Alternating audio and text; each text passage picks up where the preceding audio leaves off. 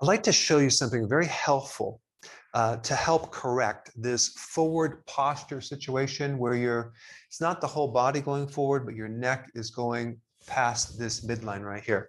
Let me show you something on the spine right here. If you can see this right here. So whether you're sitting at your desk all day, creating this postural problem, or if it came from an old injury, which I'm going to talk about, your head is anywhere between 12 and 15 to 17 pounds. It's like a bowling ball, and it's resting on this little spine.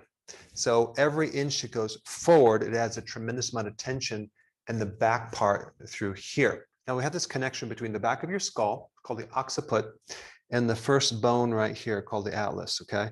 And there's these really strong ligaments and tendons, and you have nerves back here. You also have the brain stem that is right in this location. And that is the location of the parasympathetic nervous system, okay?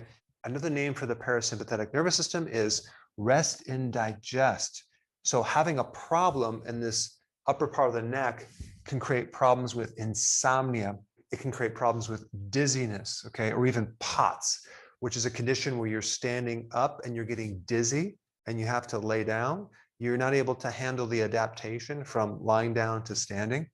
A lot of stiffness, a lot of constant tension in the upper neck, okay? Now, when I was in practice, I would always ask people, have you ever had any compression injuries to your head, whether something falling on your head or you falling from someplace landing on your head? I remember when I was 5 years old, swinging on a swing set, and I slipped off and I fell about 3 foot right on my head, okay, creating a compression injury right through this area. That was the start of my neck problems and the reason I eventually went to see a chiropractor. You also have tailbone injuries, okay? So where you're falling on your butt really hard, the force will travel all the way up the spine and actually get stuck right here in the occiput, okay? So if you had a history of a tailbone injury, okay, chances are you have a lot of tension and stiffness in guarding in the top part of your neck, which will pull you forward eventually. Then you have whiplash, whether you're driving a car and get hit from behind, okay, and your neck goes back this way and forward, which you end up creating trauma on the front part of the neck right here because it's going to overstretch, or a front end collision where your head goes forward first and you're creating micro trauma in the back part, or even from the side. Someone hits you from the side and your head goes this way. So there's all sorts of traumatic things that can happen to your neck that tend to haunt you later in life. Or you spend 8, 10, 12 hours behind a desk, behind your computer, and your head just naturally kind of gravitates forward, okay? So the question is, what can be done for this neck situation? Well, there are 3 things that I would recommend you focus on. The first would be a very, very simple stretch, okay? Now, if you think about what's happening, if the head goes forward, the muscles on the front part of your neck and the upper chest are pulling you forward, okay? They're too tight compared to the back muscles because we always have this imbalance between the front part of the muscles and the back part.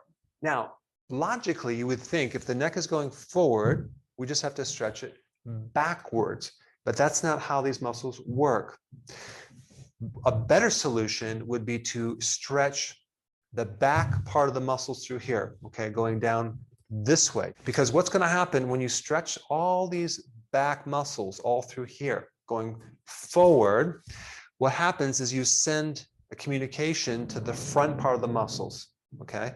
And the communication is relax. So anytime you stretch a muscle, the opposing muscles will automatically relax. So we're sending relaxed signals to the front part, okay, when you stretch the back part. So there is this first stretch that I'm going to recommend called the Jefferson curl, okay? Now, this Jefferson curl is usually done kind of a gradual approach from very, very light without weights to adding weights.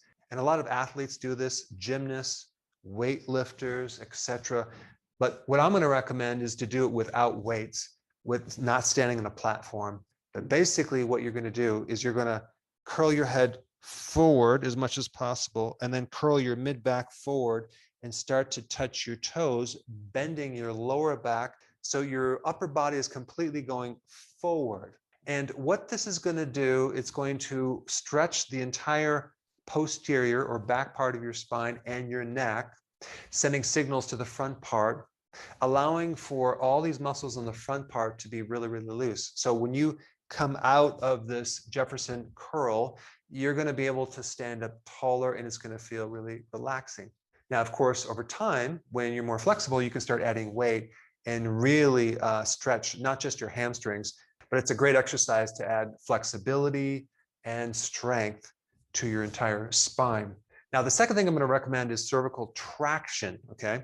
You can actually purchase a traction device, inexpensive one, online, maybe $50, $75, maybe $100, that will give you so much relief to your neck and help you with your posture so much, especially if you had a compression injury or even a tailbone injury in the past. And what you basically do is you hook up this device to your head, and you're either laying on your back and you're putting this elastic bungee cord type thing on the other side of the door handle as you close the door, and you can control how much traction is on your neck. You can also do this on the top of your door, pulling your head upward this way, creating this separation between your occiput and your C1 through here. Realize that the ligaments through here are super, super strong, and you can actually put a lot of pressure on your neck to create this tractioning effect between the occiput and the first cervical vertebra. But the reason I did cervical traction in practice for 30 years, because it gave people so much relief, not just with their neck, but improving their sleep, okay? Because you're stimulating the parasympathetic nervous system. Remember, rest and digest. You're going to allow this person to finally get into this relaxed state. And a lot of people carry so much tension right through in here. Now, there is my device that you can get that's not necessarily a traction device. It's more for pressure points that you can put in the back of your neck, and I have videos on it. It's very, very relaxing. But if you've had a compression injury or a tailbone injury, you need to get a cervical traction device that can literally reverse the injury over time. And I'd recommend doing this towards the end of the day, maybe a half hour before bed for about 5, maybe 10 minutes. And you're going to find that your whole body, not just your neck, but your mid-back and then your lower back are going to get into this relaxed state. And it's going to really improve your sleep, because try to sleep if your neck has constant tension.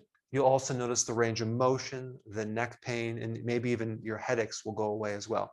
Now, the third thing I would recommend after the stretching and the traction would be neck strengthening exercises. And you would get on all fours and you're going to start to do extension type exercises, as well as on your back doing flexion type exercises.